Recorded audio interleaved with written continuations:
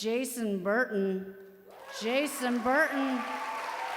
Please welcome Jason Burton, coming from the back. Keep it going for Jason.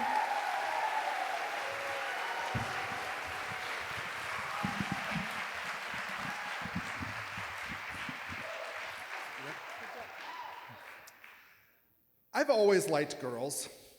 And I don't say that to state a preference, but what I mean is I never went through one of those little boy phases of thinking that girls were yucky or had cooties.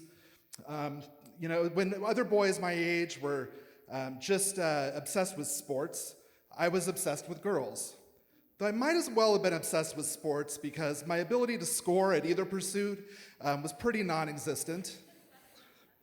So by my senior year of high school, I really didn't have much dating experience, and if you had told me that year I would have the opportunity to break someone's heart for the dumbest reasons possible, I probably would not have believed you. But I was always obsessed with one girl or another, and that year her name was Brandy, and she was a girl in my theater and choir classes. But because of one of my other obsessions, there was something I needed to know about Brandy before I could pursue this, because I was also obsessed with religion, specifically the Christian variety. And as someone who was obsessed with both girls and religion, I knew pretty well what the Bible had to say about love and romance. And there was one passage in particular that kind of gave me some problems. And I know what you're thinking, and no, it wasn't anything about sex.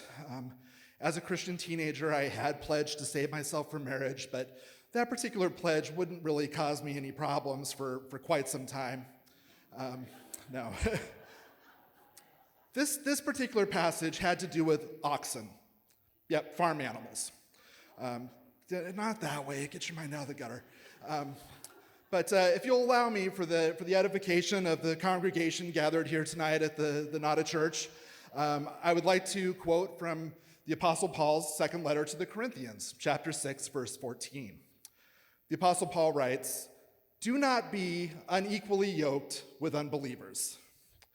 Now, if you're not really up on first century Middle Eastern farming lingo, what Paul is saying is that a pair of friends or lovers are like a pair of oxen that a farmer has put together in a harness or yoked together.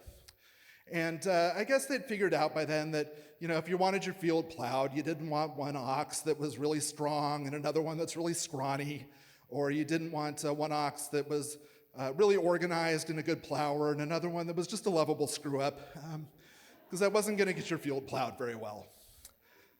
So Paul is saying that like that, a Christian shouldn't get into any metaphorical harnesses with a non-Christian, and they certainly shouldn't be plowing any fields together. So before I could pursue Brandy or anyone, I needed to find out whether she was a Christian. And I've known a lot of Christians who go out this in a very straightforward manner. They might say, "Hi, my name is Jason. If you were to die today, are you confident that you would go to heaven?" My methods were a little more subtle than that, and it took me some time, but I did eventually determine that Brandy was a good church girl, and God was clearly giving me the green light to get into a harness with her. In spite of the fact that I had absolutely no plan for how to make that happen. But lo and behold, one day after class, the choir teacher pulls me aside and says, "I know who likes you." And I realize now that is a really weird and disturbing thing for any teacher to tell a student. But let's just say boundaries were never this particular teacher's strong point. But this was great news. I mean, no girl had ever been interested in me before that I knew of, and Brandy had clearly fallen in love with me and was ready to get harnessed up. So let's go. Except it wasn't Brandy. It was this girl named Marie, also in my theater and choir classes. And I liked Marie. She was kind and confident and funny. But I had taken some time to get to know her, and I knew that she did not meet my definition of a Christian. So even if I was interested in her, we would not be plowing any fields together. So I decided to approach this problem the way that I approach any problem: ignore it and hope it goes away. But one day, Marie did pull me aside and confess her feelings for me. And I had to tell her that she was not the right kind of ox because she did not believe the right things. And thus, I passed the test of my faith, proving that I could be a Christian jerk to the first girl that ever showed any feelings for me. And, to Marie's credit, she was very gracious about it, possibly realizing in real time that she might be dodging a bullet.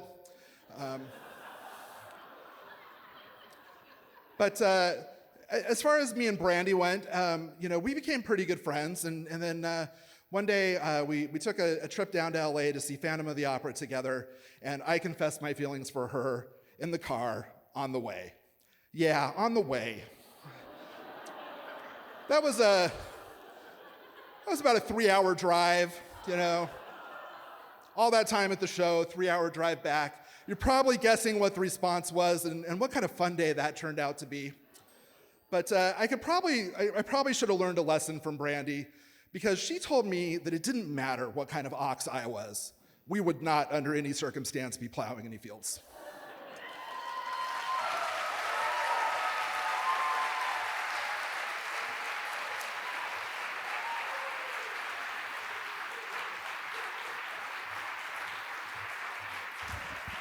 Keep it going for Jason.